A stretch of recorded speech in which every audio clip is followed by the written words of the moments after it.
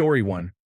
10th grade English teacher told me to stay after class, gave me back the short story I turned in for an assignment, looked at me with a blunt, honest expression straight in the eyes and said, "You could do this, right?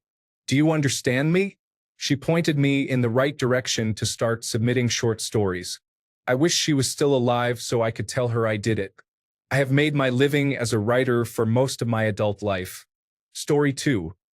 The guidance counselor told my mother that I was not smart enough to go to college and to be prepared to spend the rest of my life as a fry cook.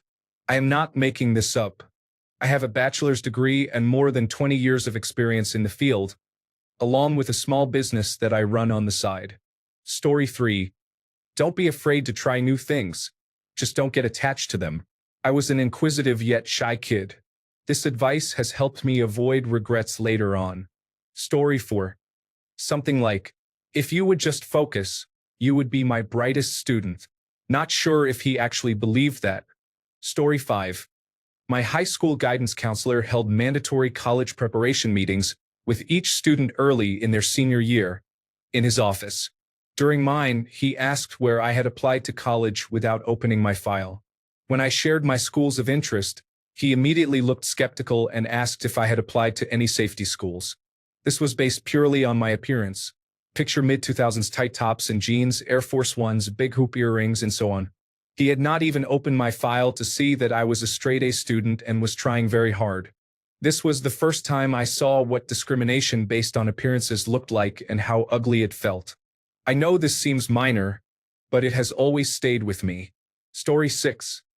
I once asked why we could not use a calculator. The teacher said, "Because you will not always have one." She was very wrong. Story 7. To my parents at parents' evening, she will never be an artist. I went on to study sculpture at the London Institute. Story 8. I'm a fraternal twin, female. My brother never had to study, whereas I always struggled in school. In elementary and junior high, a teacher said to me, "Out of most fraternal twins, 90% of the girls are smarter than the boys. You are in that 10%. Why would you say that to a child?" I was essentially told and felt like I was a failure. It turns out I am autistic and have inattentive attention deficit hyperactivity disorder. Diagnosed last year. I am 47 now. If I had received the support I needed when I was a child, perhaps I would not have struggled so much. Story 9. You cannot learn to be good at math by just reading. You have to solve problems. For some reason, I needed to hear this. In most other courses, it is enough to read the book until you remember it, often the day before a test. That does not work with math. You have to apply your reading by actually solving problems. Story 10. You do not have to be the smartest, just be the one who does not give up.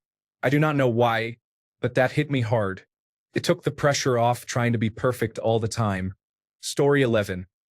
I got in trouble for not singing during choir, so the teacher made me sing alone in front of everyone, and it sounded terrible. I thought she would stop after a few lines, but she made me sing the entire song. The whole class was in tears trying to hold their laughter, with some not holding anything back. When the song finally finished, she just stared at me with the straightest face for about 30 seconds. Then the whole class went crazy, and she said, "Okay." Story 12. Any long-haired males in my class can walk out that door, and I will give you credit for the year. 10th grade history teacher. Story 13. The band teacher told me I would not make it as a musician. He was right. I did not make it as a musician, not like he did. I am not a middle-aged man destroying children's dreams. Story 14. Exams are not meant to check if you have memorized everything. They are meant to see how smart and creative you are in managing to pass them despite having gaps in your knowledge. Story 15. I saw my teacher a few years after high school. I told him I was working as an educational assistant. He asked why and said I could be a teacher. He said I was suited for it. There is nothing wrong with being an educational assistant, but he knew me as a curious person who had some goals. He said it so casually, like it was common knowledge. "Mr. Hogan, I did become a teacher. I started university a few months later and completed the 6 years it took to get there. You helped that day, in your sweatpants looking tired, to realize why I was so unhappy. I needed more. I am sorry for the time I said you were a wiener behind your back. Story 16. You're smart, Maddie. I had two narcissistic parents and was raised in a cult until the age of 16. So I only started school then. My teacher, Mr. Bird, was the first person who affirmed my intelligence. My parents were bullies. I went on to get my master's degree, with his words fueling my fiery resilience. Story 17. In my end-of-term report, Richard has not made much of an impression in class this term. My name is not Richard. Story 18. Not a teacher but an invigilator. I remember taking my year-end exams when she shared a story about how there was a girl who gave birth during the exam and could not graduate afterward. Story 19. Background. Born and raised in Rome, Italy, to an Italian mother and an Egyptian father. My last name is Salem. I suspect this teacher disliked me from the beginning because she seemed to be racist. She would make constant remarks about my last name and purposely mispronounce it. What's your name? Salam. Salim, whatever that is. One day, someone 4 years older than me started bullying me openly, throwing things at me, yelling at me, and I broke down crying. She asked me a question, saw that I was crying, and said, "Just look at how pathetic and ugly you look." This was 16 years ago, and I still think about it today.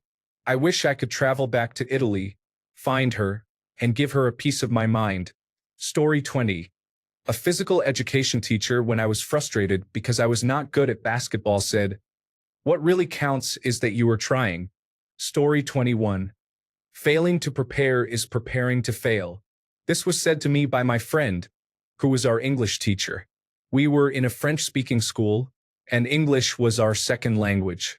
My friend and I were above average in English, and the assignments were easy. For oral presentations, we used to have just 3 to 4 bullet points on the subject and improvise everything. We always scored above 95. Still, that saying stuck with me in other areas where I wasn't as strong. It shaped my work ethic. Story 22. I have noticed you are having some trouble with understanding this. Just act as if you are working, and I will give you a grade of C. Story 23. After vomiting to make weight, the coach said you will feel better in a few minutes. Everything feels better with time. A teenager has no reference for that, but later it made a lot of sense. Story 24. She did not let me go on a senior trip to Catalina Island because she said she knew I would be a problem. Story 25. My economics teacher, who I would talk to during lunch sometimes, told me that she once wrote an entire essay in college trying to debunk the claim that cigarettes cause cancer. Story 26. His eyes are blue in the picture, said the college sociology teacher talking about a black and white photo. This person was the least competent teacher I had ever had. My friend and I spent about 20 minutes writing the course evaluation at the end of the semester. Normally, we would just do the 1 to 5 ratings and be done in 30 seconds. No, we wanted the college not to employ this person again. Story 27. I had a teacher with an attendance list.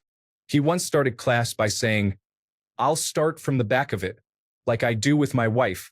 It was hilarious at the time, but one girl complained and he was sanctioned. Story 28. You just have a mental block when it comes to mathematics, don't you? I was 10, standing at the board trying to do a problem when I had missed the entire lesson because I was out of the room all morning in gifted and talented class. I will never forget the embarrassment or the way she said it. Story 29. There is something seriously wrong with you that your peers do not like you. This was said by the elementary school principal in response to my being badly bullied every day without provocation. Story 30. He called me a psychopath and gave me a mental health card because I was the only female in my English class who did not cry over the pictures he took during a Holocaust tour. He was also reprimanding me about it.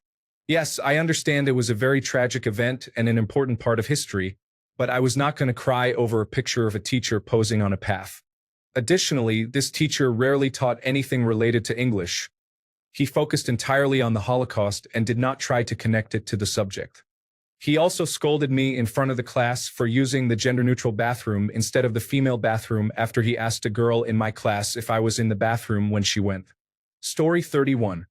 Not a teacher but a golf coach once described me as above the nonsense. And that is the best compliment I have ever received. Story 32. When I was 12, I got to stay inside during recess, and my teacher said, "You are such a nice kid. Don't tell anyone." Then she took a paper towel to dry her armpits. I felt very uncomfortable. Story 33. I hardly spoke to my 7th grade science teacher. However, on my end-of-the-year report, she politely pointed out that I was too hard on myself and could work on my self-esteem. It still kind of haunts me that she noticed. Story 34. The math teacher said, "Who was the first person to put on a tie and say, 'I'm just dressed up'?" Deep thoughts. Stuck with me. Story 35. You are born alone and you are going to die alone. Even when someone is holding your hand. It is an experience unique to each of us, and looking at it this way has made me more relaxed about doing things alone and, in the future, about being alone if my partner passes before me. Story 36. I had a troubled childhood. No one supported me. I tried out for the track team and made it in high school. I went to the smoker's bathroom to light up with friends like we always did. But that day we got caught and were kicked off the track team the same day. There was no ultimatum or consideration, just the full penalty. I never forgot how cold and hard I was treated. I smoked to relieve stress but would have quit immediately if asked. The team could have given me purpose and a goal. Instead, I became a 40-year smoker. I will never forget the heartlessness and lack of support or mentorship. I am not blaming them for my smoking, just for their short-sightedness and failure to recognize an opportunity. Story 37. Sorry doesn't help. I was actually sorry then, for goodness sake. I would understand if I weren't, but I was upset because I felt bad. Story 38. Why don't you try art instead? My 5th grade chorus teacher said this when I asked her to sign the form recommending me for the more advanced chorus class in middle school. I took art, and I never sang on my own in public again until my senior year of school, when I had a small solo in the musical. I auditioned hoping to get a chorus role, so I never imagined having to do a solo, even a small one. I would skip lunch to practice that particular song and the solo at least once a week with the chorus teacher because I was so scared of being awful. He was strict and would not tolerate people doing a poor job. A couple of weeks before the show, he told me, "Not everyone has the right biology to be an amazing singer, but you're doing the work. You're not off key or going to make babies cry. And as long as you remember to enunciate, you'll do great." I was still very scared during all 4 of the performances, but he was right. I worked hard and it turned out okay. I've never sung in front of anyone since, and I'm almost in my mid-30s. Both of those things stuck with me since. Story 39. One time in 8th grade, my sister was not in school for about 5 days because she was stubborn, and my mom could not get her to go sometimes. Our math teacher, since we were in the same class, asked me, "Is she sick or mentally ill?" Story 40. I hope this is the last time I ever see you. Headmaster at school on my last day. Oh, you better believe he meant it. Story 41. Teacher told me that I would never amount to anything. I finished in the medical field and retired at 52. Story 42. The best thing I was ever taught was a simple but powerful lesson that has stuck with me through nearly everything. I went to university for history, and my first professor said, "The best lesson in history I can teach you and in life is, show me a document." At first, you think, of course, but I found it applies much more in everyday life, in conversations, budget meetings, discipline meetings, grievance meetings, and negotiations. Always bring my base thoughts down to show me proof. Show me the reason. Tell me why. It has helped me immensely to have that one phrase bounce around in my head whenever I am deliberating anything. Story 43. My very religious and wholesome biology teacher called Andrew Wakefield, who claims that vaccines cause autism, a fraud out loud to the whole class. Story 44. In college, my music professor, the late great composer Bill Duckworth, was giving me a sight reading test. After it was finished, he asked me how I thought I did. I said, "About a C." He said, "I was going to give you an A, so we will compromise and I'll give you a B." Greatest lesson I ever learned, and I told him so, decades later. From then on, I never undervalued my work or myself. And if anyone asks how I did, I say a plus. Story 45. One of my college professors constantly said this, and it has helped me through a lot. I will not quit. By God's grace, I can do it. Story 46. With my approval, he read one of the stories I wrote to the class. 2 decades later, I still love writing. Mr. Foster will always be my favorite teacher. Story 47. I am going to do everything in my power to fail you in this class. I still struggle with math, but he is deceased. Story 48. If you forget a pencil, you cannot do your assignment. If you cannot do your assignment, you will fail your classes. If you fail, you cannot graduate. If you cannot graduate, you cannot go to college. If you cannot go to college, you will be working at McDonald's. Story 49. My speech and drama teacher told us there was nothing to giving birth because it was just like having a big bowel movement only through the other opening. Story 50. One time my teacher asked a question and said I was not allowed to answer. She asked every student and no one got it right. Then I answered and she said, I saved you for last because I knew you would answer it. I also had a high school teacher who used to start every class with a discussion just with me because she thought talking to me actually added something. There was a test where I left a question blank. After I submitted it, the teacher gave me a chance to answer it. I told her I already checked the answer in the book. She gave the whole class 2 bonus points just because I was honest. In college, my professor chose only me, for a discussion session because she thought I was good at it. Every time I start doubting myself, I remember things like this and it lifts me up. But I also remember the time a teacher yelled at me just because I answered questions from the book that we had not studied yet. She literally took me off the top students list because of that. My only mistake was being ahead of the class. Now I am a teacher. I really hope to be the kind of teacher my students remember in a good way. Honestly, I already see it when they treat me differently than other teachers and talk to me like a mom or friend, not someone they feel formal with and cannot talk about their silly little things. I treat every child like they are a miracle, and that kind of love really shows in how they grow. Story 51. This is not positive, but in high school my biology teacher was my favorite for the longest time until he spent half a class blaming lesbian, gay, bisexual, and transgender people for human immunodeficiency virus. He said things like it is a gay disease and that straight people simply could not get it. He claimed that if someone had it, a gay person was to blame. He was no longer my favorite teacher after that. Story 52. When I was in grade 1, the teacher said that anyone who talked would be banned from gym class that week. A few minutes later, a student next to me dropped their pencil. I picked it up and handed it to her, quietly saying, "Here's your pencil." The teacher heard me, called me out, and wrote my name in big letters on the board. I started to cry because I was just trying to help a fellow student. If I did not know any better, that teacher was trying to teach me that blind conformity to rules is more important than helping a fellow person. Thankfully, I am smarter than that. But I will not forget. Thanks a bunch for sticking around till the end of the video. Remember to subscribe, and until next time, stay awesome and goodbye.